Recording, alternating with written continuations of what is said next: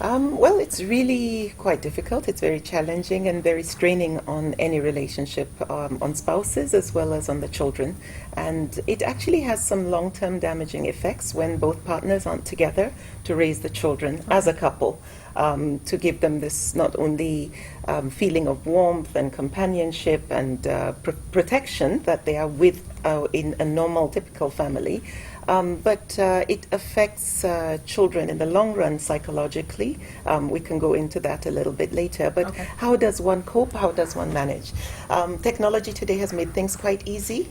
I know my children were living out of the country at one point in school, and I had an opportunity, of course, to go through, or I went through the depression of anxiety of separation and so on. However, using technology, we were able to use Skype, FaceTime, and other mediums to be able to feel like we're together. So we chat every day, we see each other's faces, and I think for relationships, that's going to be very important. If you find yourself in a situation where it's inevitable that you have to be separated, maybe due to work or any other circumstances. So I think the technology has helped tremendously. If it's finding solutions, that is definitely one. I don't know if Halima or Kevin, you have any stories of where No, you're- actually, when she started, our introduction, I'm like, oh, really? But we're in the technological age. Why can't we deploy technology? And she just hits at it. Yes. Technology makes it quite easier. You won't actually feel the absence of the other partner Exactly. because if you're, I often say, look, what's the most important is effective communication when it comes to relationship. Yeah. Your intentions should be clear as much as your actions are. Because if your intentions are not aligned with your actions, automatically it would create a strain. No matter the benefit with which you are being apart for, it will create a strain. Once it's effective, there's honesty, I bet you there'll be acceptance. And then what happens is adaptability, even for the children, because you can Skype at a particular time, they know they're expecting a Skype or a WhatsApp video Yes, these exactly. days comes up, or you have a Togo or Tango, all of this different media that is available for people to utilize. So once we can deploy that, if it's absolutely necessary for the parties to stay apart for the purpose of the good of the family, then why not the sacrifices and adapt to what is needed to be adapted? Then there's something I also add to that, which means that if you get to know your personality type before getting involved in a relationship, you can actually draw a balance and create the right incentives for the purpose of the distance that you will be. Although abuse is inevitable, that's because of ineffective communication. If there's an effective communication, abuse will be minimal. You can actually have a successful relationship, staying apart for a short period or for a long period. Because there's always a time where you can actually come have that reconciliatory position, where there's no, if we Skype every day, we talk every now and then, every 1 minute you know where the other person is, where he's going to, where she's going to. There's no way you can actually have that challenge.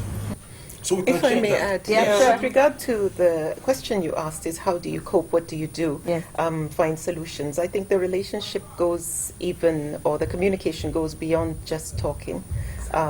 Obviously, your spouse has needs. Intimacy needs as well, and I think that's where this thing to do with suspicion comes up, into play. So obviously from the foundation, how you searched for your spouse, the kind of person you attracted, is this person who already has this as part of their character, and so most likely are more likely to do such things after they get married, extramarital affairs.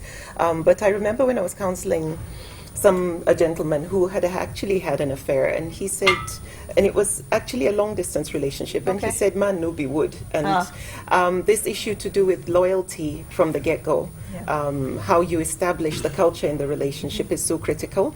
I know I've been married, actually will be about 27 years this year in September. No way. And the relationship my husband and I have built over so many years, and I travel a lot. So in as much as I'm not living out of the country for a long time, we do have to keep in touch and communicate and try and find effective ways of pleasing each other and making sure we keep each other top of our minds, so Yes. that so when we talked about my people who will be texting or sending you messages at work, we have our routines, my husband and I. Even at work, on a good day, on an average day, if I've not heard from him before the end of the day, I know something isn't right. He just sends me a message. He doesn't interrupt my work, and we do a lot of if I may use this word, Sexting. sexting. But these are things that strengthen the relationship, Yeah. makes you wanted and keeps anticipation for when Okay. you do get together. Yes, yes. We're talking in a healthy relationship Yes, where the I couples are understand. loyal Yes. to one another. So ways to improve or strengthen and keep that bond still close and Yes. strong. In addition to using technology, these are the means of communicating.